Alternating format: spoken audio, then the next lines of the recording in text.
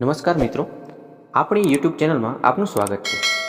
આજે આપણે આ વિડીયોમાં જોઈએ છે મીઠાના ડબ્બાનો ઉપયોગ। મિત્રો, અઠવાડિયાના કોઈ પણ દિવસે ઘરના મીઠાના ડબ્બામાં આ ગુપ્ત વસ્તુ રાખો। તમને જીવનની દરેક સમસ્યામાંથી મુક્તિ મળશે। પછી તે વાસ્તુદોષ હોય કે ક્ષણિક દોષ, તમને તરત જ મુક્તિ મળશે। તમને માં લક્ષ્મીના એવા આશીર્વાદ મળશે જેના પછી તમારું જીવન બદલાઈ જશે। તમારા જીવનમાં ધનની વર્ષા થશે। મિત્રો, સૌથી પહેલાં કમેન્ટ બોક્સમાં જઈને જણાવો કે તમે તમારા ઘરે એક અલગ ડબ્બામાં મીઠું રાખ્યું છે કે નહીં, અને જો તમે નથી રાખ્યું તો આજે જ એક ડબ્બો લઈ આવો અને તેમાં મીઠું ભરીને અલગ રાખો। કારણ કે આજના વિડીયોમાં અમે તમને જે ઉપાય જણાવવા જઈ રહ્યા છીએ તેમાં તમારે યોગ્ય મુહૂર્તમાં ડબ્બામાં એટલે કે મીઠાના ડબ્બામાં એક ગુપ્ત વસ્તુ છુપાવવાની છે, જેના વિશે તંત્રશાસ્ત્રમાં લખેલું છે। તમારા ઘરમાં મીઠાના ડબ્બામાં એક રહસ્ય છુપાયેલું છે જે અમે તમને આ વિડીયોમાં જણાવવા જઈ રહ્યા છીએ, અને તેના ફાયદાઓ અનુભવ્યા પછી જ આ માહિતી તમારા સુધી લાવ્યા છીએ, જેથી તમે પણ લાભ મેળવી શકો। અને અમે તમને 100% ગેરંટી આપીએ છીએ કે તમે જો તંત્રશાસ્ત્ર અનુસાર તે ગુપ્ત વસ્તુ મીઠાના ડબ્બામાં મૂકી દો અથવા તો સંતાડીને રાખો તો આ ઉપાય કરવાથી તમને જન્મો જન્મની ગરીબી, પરેશાનીઓ અને વાસ્તુદોષમાંથી તરત જ મુક્તિ મળશે। જો તમે આ ઉપાય યોગ્ય સમયે કરશો તો વિશ્વાસ રાખો કે તમારા જીવનમાં પૈસાનો વરસાદ થશે। તમારા જીવનમાં પૈસા આવવાના રસ્તા ખુલી જશે। તમારા જીવનમાં જ નહીં પરંતુ તમારા સમગ્ર પરિવારના જીવનમાં પણ એક ચમત્કારિક અને સકારાત્મક પરિવર્તન લાવશે। મિત્રો, એક વાત સારી રીતે સમજી લો, વ્યક્તિના ઘરમાં રહેલા મીઠાનો સીધો સંબંધ તે જીવનમાં આવનારા ધનની માત્રા વધશે।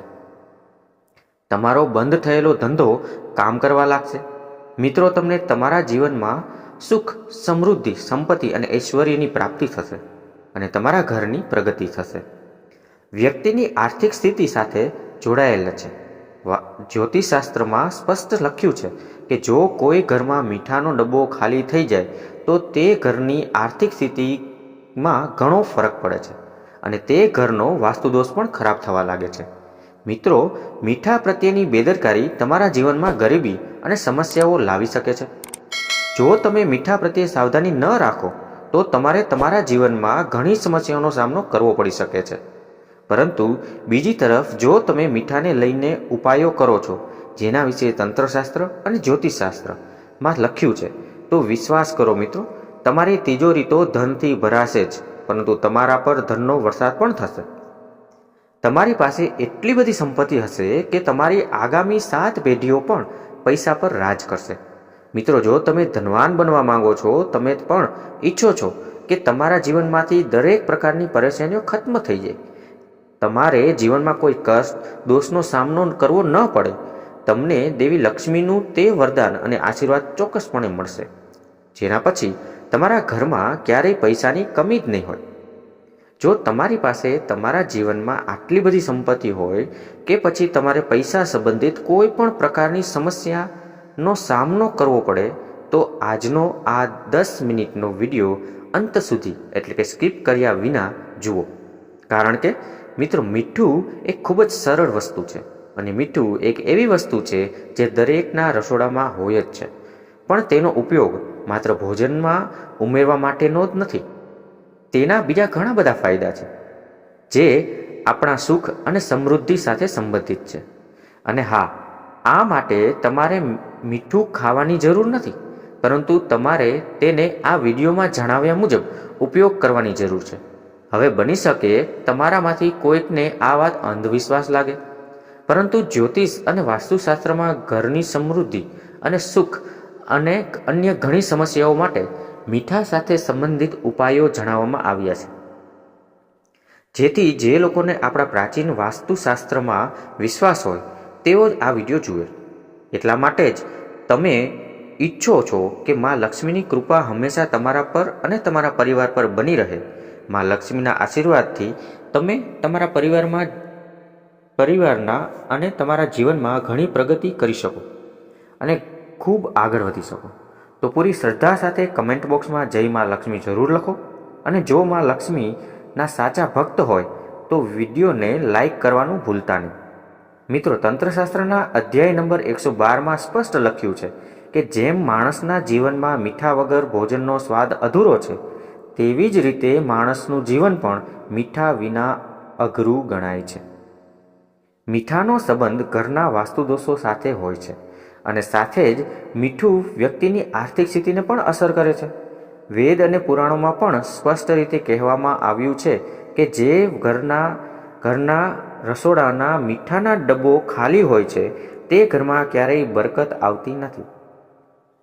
જે પણ ઘરમાં મીઠાનો યોગ્ય ઉપયોગ થાય છે તે ઘરની બરકત પણ થાય છે, તે ઘરની પ્રગતિ પણ થાય છે અને તે ઘર ઉપર સદૈવને માટે દેવી લક્ષ્મીની કૃપા પણ રહે છે.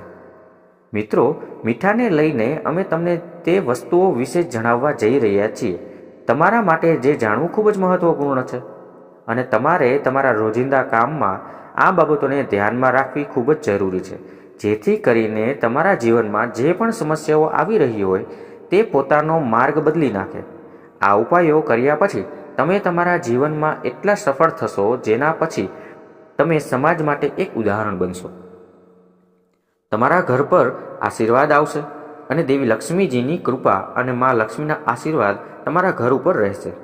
તો માહિતી ખૂબ જ ધ્યાનથી સાંભળજો અને જો તમે હજુ સુધી વિડીયોને લાઈક ન કર્યો હોય તો વિડીયોને લાઈક કરો. સૌ પ્રથમ ઉપાય જે અમે તમને જણાવવા જઈ રહ્યા છીએ તે છે ગરીબીમાંથી મુક્તિ મેળવવાના મહા ઉપાય. જો તમારા ઘરમાં ગરીબી ફેલાઈ ગઈ છે, તમારા ઘરના બધા જ લોકોના એકબીજા સાથે ઝઘડાઓ થાય છે, તમારા ઘરના બધા જ લોકો તેઓ જેટલા કામ કરે છે તે કામમાં મોટી સમસ્યાઓ આવે છે, તમારા ઘરની પ્રગતિ અને સમૃદ્ધિ થંભી ગઈ છે, તો તમારે ફક્ત આ એક નાનકડો ઉપાય કરવાનો છે. અને આ ઉપાય કર્યા પછી વિશ્વાસ કરો કે તમારા ઘરમાં માત્ર સકારાત્મક ઉર્જાનો જ વાસ થશે અને સાથે સાથે તમારા ઘરમાં બરકત પણ આવશે, તમારા ઘરની પ્રગતિ પણ થશે અને તમારા ઘરનો દરેક સભ્ય ખૂબ જ સફળ થશે. જુઓ મિત્રો, આ વાતનું વિશેષ ધ્યાન રાખો. જો તમે ગુરુવાર સિવાય કોઈ પણ દિવસે તમારા ઘરમાં પોતા કરો છો તો પોતા કરવાના પાણીમાં એક ચપટી મીઠું નાખો અને તમે જાણતા અજાણતા ગુરુવારના દિવસે પોતા મારશો તો આનાથી તમારા ઘરમાં નકારાત્મક શક્તિઓનો વાસ થશે. તો આ વાતનું ધ્યાન રાખો કે અઠવાડિયામાં એકવાર ઘરમાં પોતા કરવા વાળા પાણીમાં એક ચમચી અથવા તો એક મુઠ્ઠી અથવા તો એક ચપટી મીઠું નાખો. જો તમે આ અઠવાડિયામાં એકવાર કરો છો તો તે તમારા ઘરની નકારાત્મક ઉર્જાનો નાશ થશે અને તમારા ઘરમાં સકારાત્મક ઉર્જાનો વાસ થશે. જે ઘરમાં સકારાત્મક ઉર્જાનો વાસ હોય છે તે ઘરમાં દેવી શક્તિઓનો આશીર્વાદ રહે છે અને તે ઘરની પ્રગતિ થાય છે અને તે ઘરના દરેક સભ્ય પોતાના જીવનકાળમાં જે પણ કામ શરૂ કરે છે તે સફળતા મળે છે. આ ઉપાય કરવાથી તમારા ઘરના વાસ્તુદોષ પણ સંપૂર્ણ રીતે નાશ પામશે. મિત્રો, ધન અને બરકત માટે મીઠાને કાચના વાસણમાં રાખો અને તેમાં 4 થી 5 લવિંગ નાખી દો. આનાથી ધનનો પ્રવાહ શરૂ થશે અને ઘરમાં બરકત પણ બની રહેશે અને આ ઉપાયથી ક્યારેય પણ ધનની કમી નહીં થાય. અને હવે માની લો કે તમારા જીવનમાં પૈસા આવવાનું બંધ થઈ ગયું છે, તો તમે ખૂબ જ મહેનત કરો છો, ખૂબ જ પરિશ્રમ કરો છો, પરંતુ તમને પરિણામ નથી મળતું અને તમે જોઈ રહ્યા છો કે તમારા જીવનમાં બિનજરૂરી ખર્ચ વધી રહ્યા છે. તો અમે તમને એક નાનકડો ઉપાય બતાવવા જઈ રહ્યા છીએ અને જો તમે આ ઉપાય યોગ્ય મુહૂર્તે કરશો તો વિશ્વાસ રાખો કે તમારા જીવનમાં માત્ર પૈસા આવવાનું શરૂ નહીં થાય, પરંતુ સાથે જ તમારા જીવનમાં પૈસા આવવાના રસ્તાઓ પણ ખુલી જશે અને તમારી પાસે પૈસા આવે છે તેમાં પણ વૃદ્ધિ જોવા મળશે. તમારે આ ઉપાય બુધવારના દિવસે કરવાનો છે. તમે કોઈ પણ બુધવારે આ ઉપાય કરી શકો છો, પરંતુ એક વાતનું ખાસ ધ્યાન રાખશો કે એક કાચનો ગ્લાસ લેવાનો છે, બીજો કોઈ પણ પ્રકારનો ગ્લાસ લેવાનો નથી. ત્યારબાદ તેને ગંગાજળથી સંપૂર્ણપણે ભરો અને ગંગાજળ બજારમાં સરળતાથી મળી જશે. હવે આ એક ગ્લાસ પાણીમાં તમારે 1 ચમચી મીઠું નાખવાનું છે. હવે આ ગ્લાસ ઉપર એક લાલ કપડું રાખી દેવાનું છે અને મૌલી ધાગાથી આ કપડાને બાંધી દેવાનું છે. હવે આ પાણી ભરેલા ગ્લાસને તમારે એ રૂમમાં મૂકવાનો છે જ્યાં તમે તમારો મોટા ભાગનો સમય પસાર કરો છો. તમે તેને કોઈ પણ દિશામાં મૂકી શકો છો. હવે તમારે આ એક ગ્લાસ પાણીને દર 15 દિવસના અંતરે બદલવાનું છે અને ફરી તેમાં 1 ચમચી મીઠું નાખવાનું છે અને આ ઉપાય તમારે દર 15 દિવસે કરવાનો છે. તંત્રશાસ્ત્રમાં કહ્યું છે કે જો કોઈ પણ વ્યક્તિ આ ઉપાય તેના જીવનમાં કરવાનું શરૂ કરી દે છે તો તે વ્યક્તિના જીવનમાંથી તે દરેક દોષ દૂર થઈ જાય છે, જેના કારણે તેના જીવનમાં ધનની વૃદ્ધિ થતી અટકી ગઈ હોય. અને આ ઉપાય કર્યા પછી તમે ખુદ જોશો કે કેવી રીતે તમારા જીવનમાં પૈસા આવવાના તમારા રસ્તા ખુલી જાય છે.